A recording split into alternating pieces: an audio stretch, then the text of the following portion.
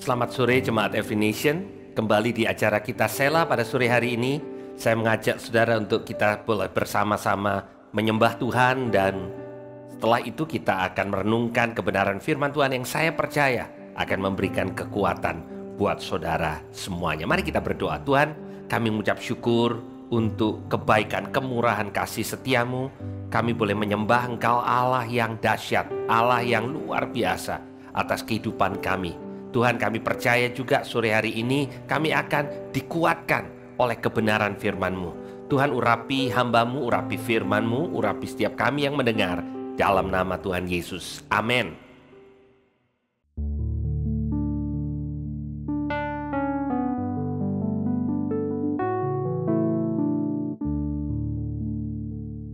Where would I run but to the throne of mercy?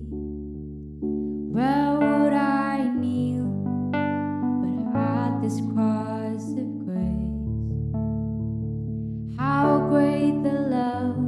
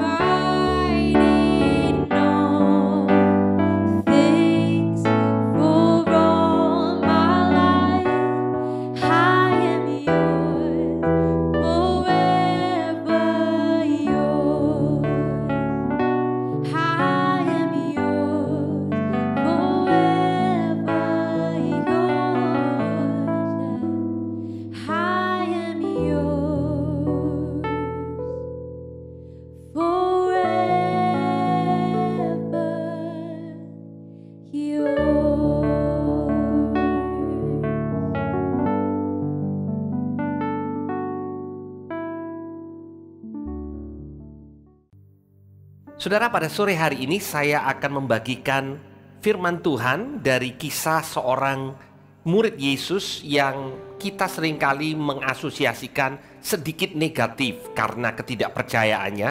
Tetapi hari ini kita akan belajar bahwa Tuhan mengerti Thomas. Saudara, Thomas seringkali diasosiasikan sebagai pribadi yang tidak percaya, sulit untuk beriman. Tetapi kalau kita melihat latar belakang Thomas dan sebenarnya tidak banyak yang ditulis oleh firman Tuhan tentang Thomas, dan sebagian besar tulisan tentang Thomas kita temukan di kitab Yohanes. Thomas sebenarnya bukan seorang yang penakut seperti yang banyak diasosiasikan oleh orang Kristen. Ya, di Yohanes pasal yang 11 ayat yang ke-16. Cerita ini bermula pada waktu Tuhan Yesus akan pergi ke Yerusalem, dan kemudian Thomas mengatakan di ayat yang ke-16, lalu Thomas yang disebut Didimus berkata kepada teman-temannya, yaitu murid-murid yang lain, marilah kita pergi juga untuk mati bersama-sama dengan dia. Nah saudara, Thomas mengatakan apa yang sungguh-sungguh ada dalam pikirannya dan hatinya. Jadi Thomas ini bukan penakut, tetapi Thomas adalah tipe seorang yang memang kritis. Ya, sangat berbeda dengan tipe Petrus. Tuhan Yesus punya banyak murid dan tipe mereka berbeda-beda. Demikian juga Tuhan Yesus hari ini punya anak-anak ya, secara rohani, ya, setiap kita ini berbeda, saudara, ya. Dan Tuhan menciptakan keunikan itu. Ya, satu kali Tuhan Yesus mengajar kepada murid-muridnya bahwa dia akan pergi untuk menyediakan tempat, ya, dan dia akan kembali untuk membawa kita ke sana. Dan Tuhan Yesus katakan, di rumah Bapakku ada banyak tempat tinggal. Kemudian di ayat yang kelima dari Yohanes pasal yang ke-14, kembali di sini Thomas menyampaikan pendapatnya. Kata Thomas kepada Tuhan Yesus, Tuhan, kami tidak tahu kemana engkau pergi. Jadi bagaimana kami tahu jalan ke situ? Ya. Dan kemudian di ayat yang ke-6 kita mengenal satu ayat yang sangat populer di antara orang-orang percaya. Aku adalah jalan dan kebenaran dan hidup. Tidak seorang pun yang datang kepada Bapa tanpa melalui aku. Tuhan Yesus mengatakan tentang dia adalah jalan, menjawab, menanggapi apa yang Thomas pikirkan. Thomas sangat kritis. Tuhan Yesus mengatakan bahwa dia akan pergi, dan Thomas katakan, kami tidak tahu kemana engkau pergi. Saudara, kalau kita bicara tentang sorga, tentang kemana Yesus ada saat ini, di antara saudara yang mendengarkan renungan Sela ini, tidak ada seorang pun yang sudah pernah ke sana. Ya, kita mempercayai apa yang firman Tuhan katakan, karena firman Tuhan itu dibagikan berulang dan berulang. Akhirnya kita menyepakati sebagai orang percaya bahwa benar satu kali kita, kalau kita sudah selesai di dunia ini, kita akan pergi ke sorga. Thomas yang baru mendengar pengajaran itu mengatakan, Tuhan, kami nggak tahu kemana engkau pergi. Jadi bagaimana mungkin kami tahu jalan ke situ? Jadi Thomas memang kepribadiannya kritis. Dia perlu tahu dulu, dia perlu banyak data, dia perlu banyak pengajaran untuk membuat dia akhirnya percaya. Itu sebabnya cerita yang sering kali kita kenal dan hari ini kita akan membahasnya adalah cerita Thomas di hari kebangkitan Tuhan Yesus. Dan cerita ini dicatat di Yohanes pasal yang ke-20. Di ayat yang ke-24 dikatakan, tetapi Thomas, seorang dari ke-12 murid itu yang disebut Didimus, tidak ada bersama dengan mereka ketika Yesus datang ke situ. Ya, ini bercerita bahwa setelah Tuhan Yesus bangkit, Tuhan Yesus menjumpai murid-muridnya di satu ruangan yang tertutup. Murid-muridnya ada di sana, tetapi Thomas tidak hadir pada waktu itu. Ya, dan di ayat 25 dikatakan, maka kata murid-murid yang lain itu kepadanya, kami telah melihat Tuhan. Tetapi Thomas berkata kepada mereka, sebelum aku melihat bekas paku yang ada pada tangannya, dan sebelum aku mencucukkan jariku ke dalam bekas paku itu dan mencucukkan tanganku dalam lambungnya, sekali-kali aku tidak akan percaya. Nah, saudara, inilah Thomas. Bahkan pada waktu saudara seimannya yang lain mengatakan, hei, kami ini sudah lihat Tuhan Yesus yang bangkit. Buat Thomas, apa yang dikatakan oleh teman-temannya bukan menjadi landasan untuk membuat dia percaya. Thomas tidak mudah percaya. Itu sebabnya kemudian kita mengatakan Thomas tidak beriman. Tapi coba kita akan melanjutkan cerita kita ini, ya. Di ayat yang ke-26, ini adalah peristiwa yang terjadi 8 hari kemudian. Lebih dari 1 minggu. Dikatakan 8 hari kemudian murid-murid Yesus berada kembali dalam rumah itu dan Thomas bersama-sama dengan mereka. Sementara pintu-pintu terkunci, Yesus datang dan ia berdiri di tengah-tengah mereka dan berkata, damai sejahtera bagi kamu. Kemudian ayat berikutnya mengatakan, kemudian ia berkata kepada Thomas, Yesus katakan pada Thomas, taruhlah jarimu di sini dan lihatlah tanganku, ulurkanlah tanganmu dan cucukkanlah ke dalam lambungku, ya. Dan jangan engkau tidak percaya lagi, melainkan percayalah. Nah, saudara, Tuhan Yesus memberikan kesempatan kepada Thomas untuk mempercayai Yesus dengan cara yang dimengerti atau dengan cara yang Thomas merasa nyaman. Ya, dan dia katakan kepada Thomas, taruhlah jarimu di sini, ya.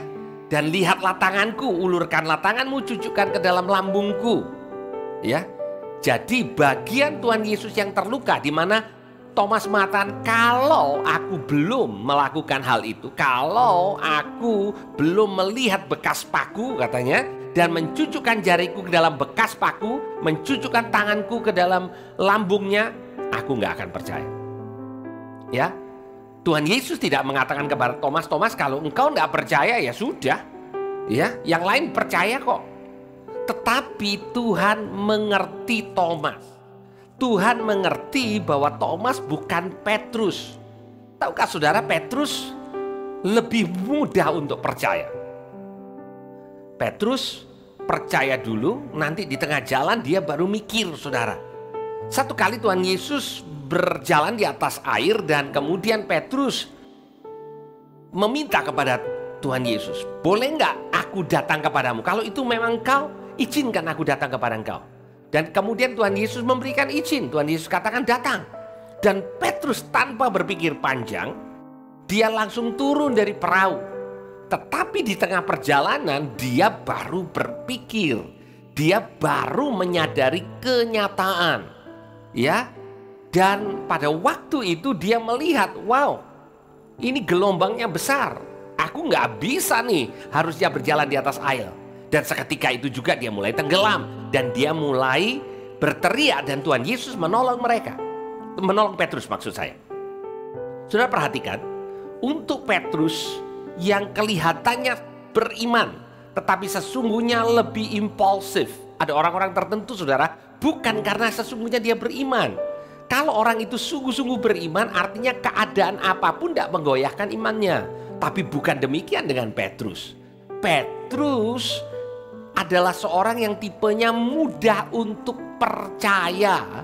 Tetapi pada waktu kesadaran itu datang kepada dia, dia mulai bimbang. Dia mulai hilang imannya. Karena iman yang benar dasarnya bukan sekedar impuls, bukan sekedar pengen, bukan sekedar yuk kita coba.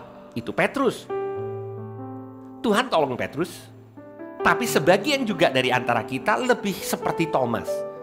Sebagian dari kita dianggap oleh kalangan orang-orang Kristen lainnya, kamu tidak beriman. Kenapa? Karena kamu sulit untuk percaya. Tuhan Yesus datang kembali ke ruangan itu setelah bertemu dengan 10 murid yang lain. Kemudian 8 hari kemudian datang kembali, dan kemudian pertama-tama yang dia cari adalah Thomas. Yang lain sudah percaya, Thomas tidak hadir, dan Tuhan Yesus tidak membiarkan Thomas di dalam kebimbangannya. Itulah Yesus. Dia menolong saudara dan saya untuk beriman kepada Dia dengan cara yang dimana kita merasa nyaman. Saudara, ada orang yang beriman karena dia mendengar cerita orang lain, maka timbul imannya. Ada orang yang melihat dan kemudian percaya. Tuhan Yesus mengatakan, berbahagia engkau yang tidak melihat namun percaya. Tetapi Thomas dalam keadaan pada waktu itu, dia perlu lihat baru percaya. Dan apa yang Tuhan Yesus lakukan buat Thomas? Tuhan Yesus mengerti Thomas, Tuhan Yesus mengerti saudara, Tuhan Yesus mengerti saya. Setiap kita berbeda, dan Tuhan Yesus datang kepada Thomas dan mengatakan, taruh jarimu di sini dan lihat tanganku, ulurkan tanganmu dan cucukkan ke dalam lambungku. Itu yang dikatakan oleh Tuhan Yesus kepada Thomas. Dan kemudian Thomas menjadi percaya. Bagaimana kita tahu bahwa Thomas menjadi percaya? Dicatat di dalam sejarah para rasul, di mana Thomas menjadi salah satu rasul yang pergi ke India dan mati sebagai martir di sana. Ada yang mengatakan Thomas ditarik ya oleh binatang, apakah itu kuda, ada yang mengatakan gajah, macam-macam ya. Satu ditarik ke sisi yang satu ditarik sisi yang lain, dan itu kematian Thomas. Thomas tidak pernah menyangkali Yesus. Begitu dia percaya bahwa Yesus yang adalah gurunya adalah sebenarnya adalah Tuhan dan Mesias, dia setia sampai akhir. Jalan sampai kepada kesimpulan Yesus itu Tuhan, perlu waktu untuk Thomas. Mungkin untuk jenis orang seperti Petrus lebih cepat. Sekalipun dalam perjalanan ada waktu Petrus menjadi goyah. Poin yang saya ingin sampaikan kepada saudara hari ini, kalau saudara seperti Thomas, Tuhan mengasihi saudara. Kalau saudara perlu waktu untuk mempercayai Tuhan Yesus, Tuhan Yesus tetap memberikan kesempatan untuk saudara percaya kepada Dia. Karena bawaan kita, tendensi kita untuk mempercayai, itu juga Tuhan yang ciptakan dalam kehidupan kita. Jadi saudara, dalam keadaan pandemi ini mungkin saudara masih perlu waktu untuk melihat segala perkara dan menyimpulkan Tuhan itu baik adanya. Ya, ada orang yang dikuatkan hanya karena cerita orang lain dan dia mengatakan iya memang Tuhan baik. Jangan kecil hati saudara, dimanapun dan bagaimanapun cara saudara merespon. Karena Tuhan mengerti Thomas sama seperti Tuhan mengerti Petrus. Tuhan mengerti saudara.